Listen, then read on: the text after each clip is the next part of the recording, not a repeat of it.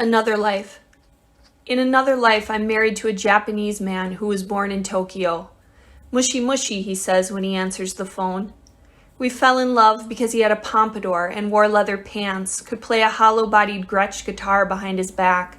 At night, his dexterous hands made a song of me. You can stay home and drink wine and write all day, he said when he proposed. Yes, okay, I answered. He got a job in finance, a haircut. He no longer had use for leather clothing or guitar stunts. Now I wear a ring with a diamond so large I turn it around when I walk alone at night. It sits high and cuts into the back of my palm. It gets caught on everything. Jackets, sweaters, socks, sleeves. I look for any excuse to take it off. Where is your ring? He asks when he doesn't see it on my finger. We live in a lovely suburban home with plenty of room. Plenty of room, he says, rubbing my abdomen. He has no idea that I got an IUD installed weeks after our wedding.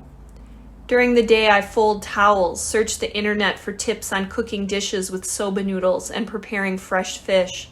I know what can be eaten raw and what requires heat. He never asks questions or complains about what I do. At dinner, he is always satisfied.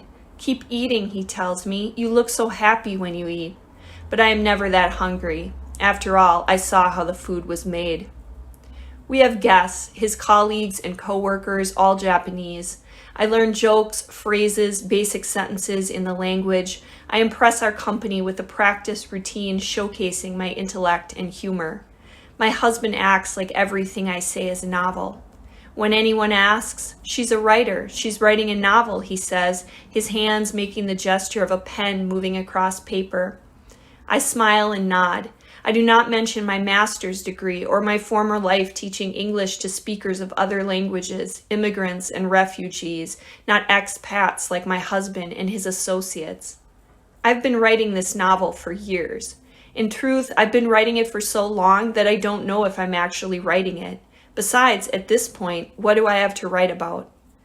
At night, my husband smokes a single cigarette, a lucky strike. When he falls asleep, his exhalations, which smell like freshly cut grass, drift over me. I lie awake. I breathe him in. I imagine another life, as once I had imagined this one.